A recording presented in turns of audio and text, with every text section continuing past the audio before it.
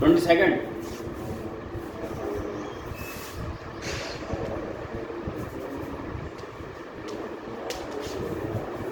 Question 27, 22nd.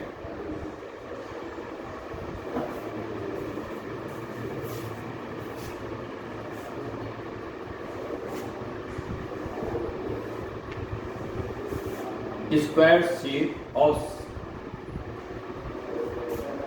side A and found center just above at distance A by 2.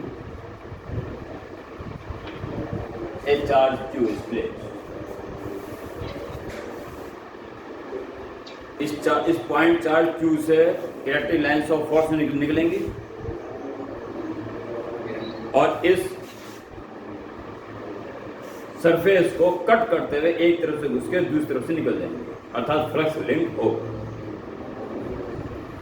ठीक है, ठीक centre point से तो परपेंडिकुलर जाएगी, इसे E इंटू डी कर दो, पर बाकी सब के लिए टेढ़ी होती चल जाएंगे। अगर गॉस थ्योरम यहाँ पे यूज करते हो तो इमेजिन करो जरा, जैसे ए बाई ए का फर्श है, कि चारों साइड्स पे खड़े स्क्वायर बना दो, उसी साइड दीवार है, वॉल, हर दीवार ए बाई ए की होगी और छत भी डाल दो ए बाई ए की, तो पूरा क्यूब तैयार हो गया जिसकी हाइट भी ए हुई। और ठीक सेंटर पर ये चार्ज अब माना जाए,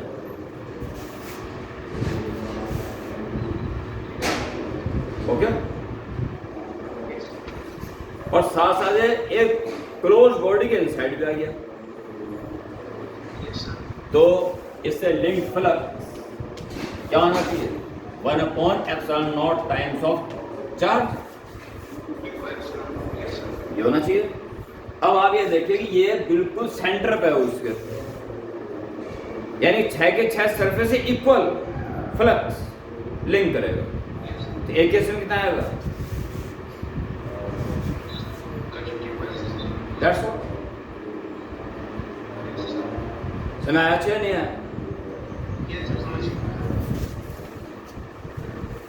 नेक्स्ट क्वेश्चन पूछ रहे हो आप 35।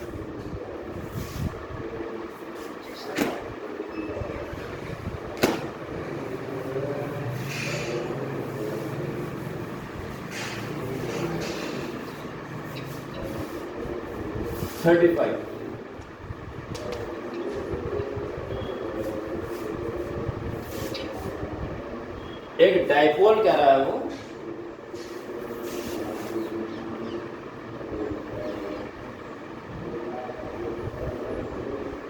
एक डाइपोल है,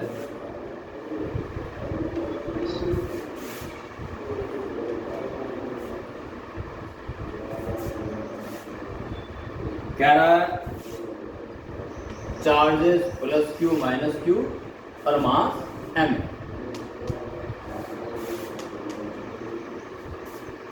ओके। और इलेक्ट्रिक यूनिफॉर्म इलेक्ट्रिक फील्ड में स्टेबल इक्विलिब्रियम में क्वेश्चन पढ़ रहे हैं आप,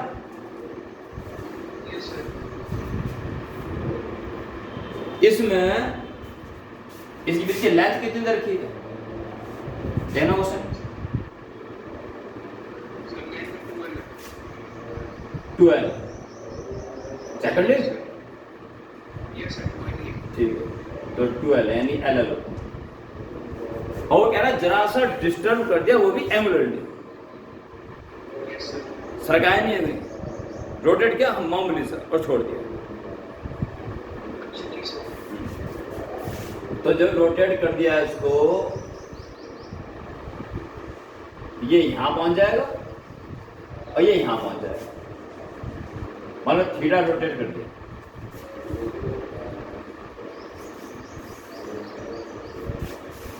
इस पे इधर फोर्स लग रहा, ठीक है, ध्यान देना इस पे, और इसमें लग रहा खिंचाव के फोर्सेस हैं, यानी स्टेबल इक्विलिब्रियम है। अगर दबाव वाले फोर्स होते तो अनस्टेबल होता,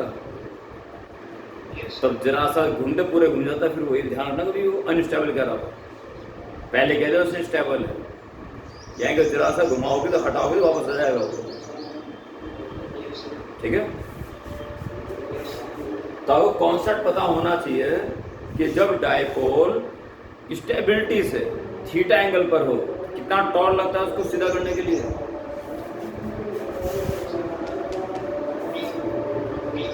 very good, PE sin theta, PE sin theta, और P है any one charge into distance between them. Okay, theta very small और sign minus,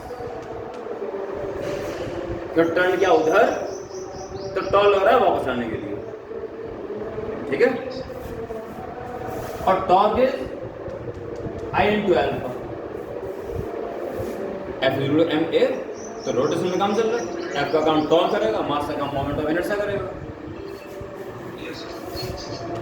minus Q into 12 into E into only theta, set is very small, sin theta approximately equal to theta.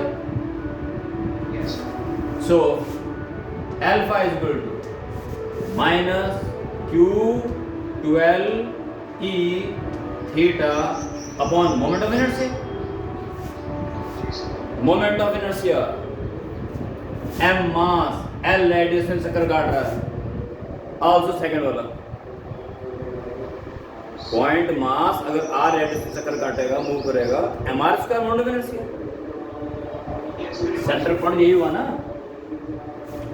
तो दोनों मास l radius में चक्कर काटेंगे,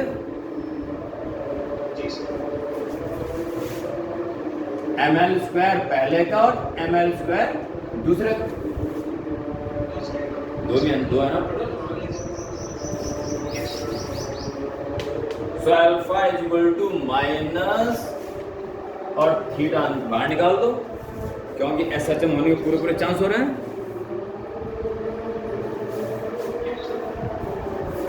तो theta बाहर निकाल गया, Q12E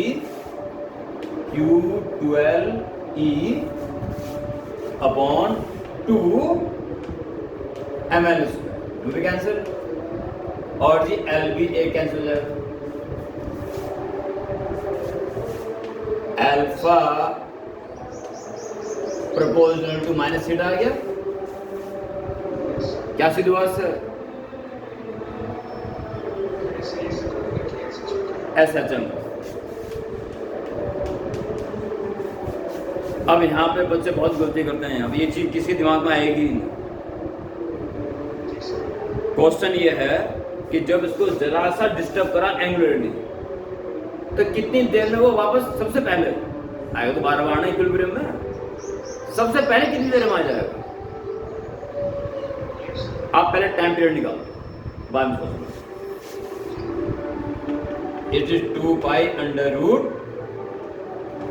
theta upon alpha, angular displacement upon angular acceleration, और थीटा अपॉन अल्फा की value magnitude only ml upon QE। ये टाइम पीरियड हो। अब ध्यान दो, बहुत अच्छे तरह से ध्यान देना। इसे मान लो डायपोल, ये है डायपोल, ठीक है। ऊपर गया, पूरा नीचे आया, वापस आ गया, एक ऑसिलेशन पूरा हो गया जिसमें t टाइम लगा। दोबारा देखना, ऊपर गया और वापस अपनी जगह पे ही आ गया, इतना ही नीचे भी जाएगा वापस आता तो थोड़ा टाइम पीरियड हो जाता। ऊपर जाएगा वापस आया, कितना टाइम पीरियड हुआ, कितना टाइम लग गया। अगर ऊपर जाता, पूरा नीचे आता, वापस आता तो पूरा एक टाइम पीरियड लग गया, कितना टाइम लग गया। अब दोबारा देखना, ऊपर गया और यही बीच में आ गया दोबारा, अभी नीचे जाके आना बाकी रह गया, 1/2 यानी कि t/2, ठीक है। ऊपर जाना प्लस नीचे आना t/2, और केवल ऊपर ऊपर जाना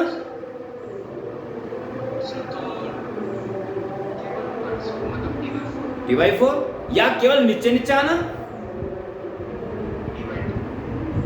केवल नीचे नीचे आना, जाके नहीं आना, ऊपर से छोड़ देना।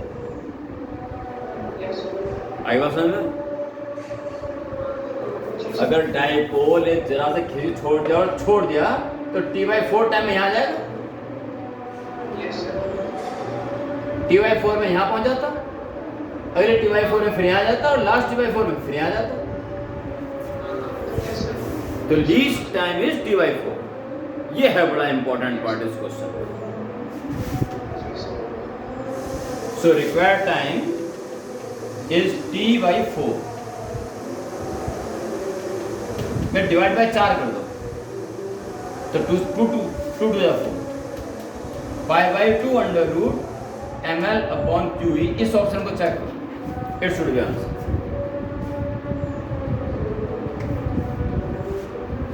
पहले चेक कर लें, बाद नोट कर लें। SHM प्रूफ करते ही टाइम पीरियड निकल जाता है। भाई इस जगह वो कह रहा है कि जैसे ही छोड़ा सबसे पहले कितनी देर में इक्विलिब्रियम पोजीशन पहुंच जाएगा, तो पूरे टाइम पीरियड के 1/4 टाइम में सबसे पहले पहुंचेगा, इसके बाद बार बार पहुंचता रहेगा। ये ऑप्शन ठीक है?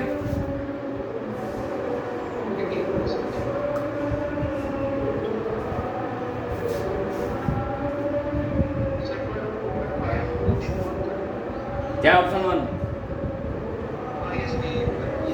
ठीक है ना? समय आगे सारे स्टेप्स ठीक है, फास्ट नोट करो।